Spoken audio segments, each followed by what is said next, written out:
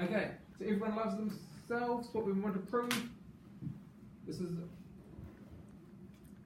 a universal. We do the introduction of universals before we do these, which are elimination of universals. These all get, we wait until we've got a clue or a plan, because it's going to be an A or a B or a C. We don't know, so we wait. But a universal introduction we can do straight away. We can choose an arbitrary person. We'll call them Andrew and say they love themselves. We know nothing about Andrew except they love themselves, and it's true for everyone. Okay. So now what? Well, these all require lots of universals going in here. This one only requires one universal, then it gives us an existential, which will give us a second person. We can't do much just from an RAA. We put it in here that gives an existential, that's a new letter, a B, a second person to love. So now we're going to get rid of this universal here, rather than these ones here, and go, there exists someone who Andrew loves. 6. And that is just universal elimination with a plan. Now we have an existential, someone, Andrew loves someone. Who is that person? Let's assume that's Belinda. Belinda is my toy cat. It's a perfectly respectable person for me to love.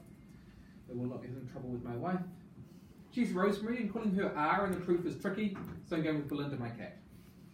Okay, there is someone. Let's assume that person is Belinda. We still need to show that I love myself. But at least we've got a name for someone who I love. So what we've done is we've got rid of this existential from 6, from 7 to 8, pretending we know what their name is. We've got rid of our existential. So now we know I love my stuffed cat, so I should have brought it along. And I'm trying to prove that I love myself. Now we've got things to put in. We've got RAB, you can put them into here. Now the second line requires 2 lots of different loving to happen to get a third one. But the first one only requires 1 lot of loving to get a second one.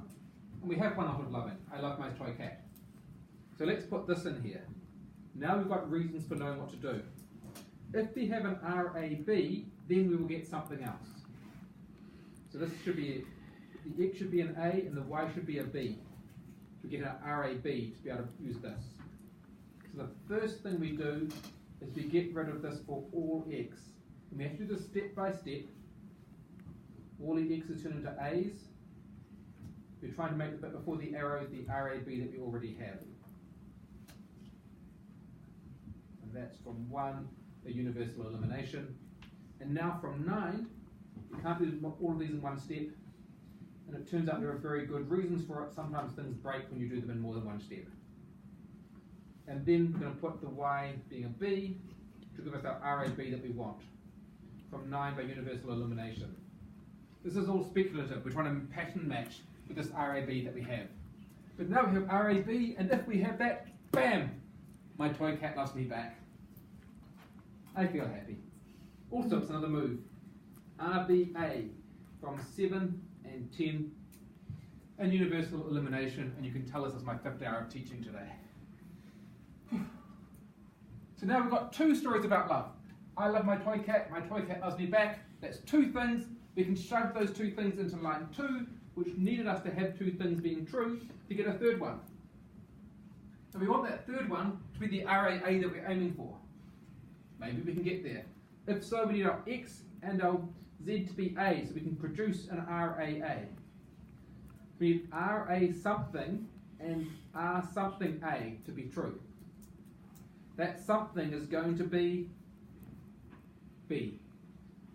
So if we say RAB and RBA, then RAA.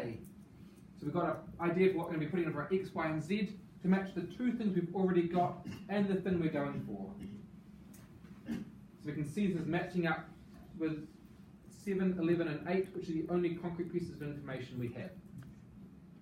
Just as a side note, you could go RBA and RAB implies RBB instead if you wanted, if we needed an RBB.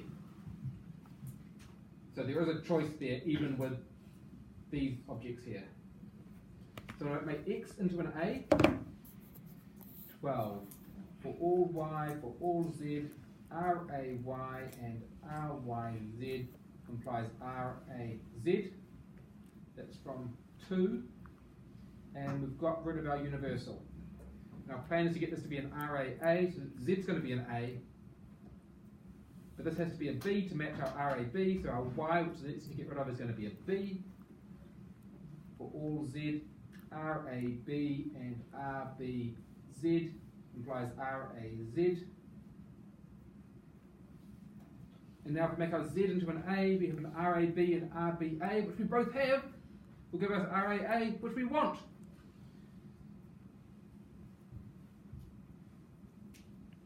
Which of course is exactly why I chose these things, but it is taking the right shape, it didn't go sideways, so that is nice. This is really good, except of course we don't have this. You've got all the bits, we need to join them together.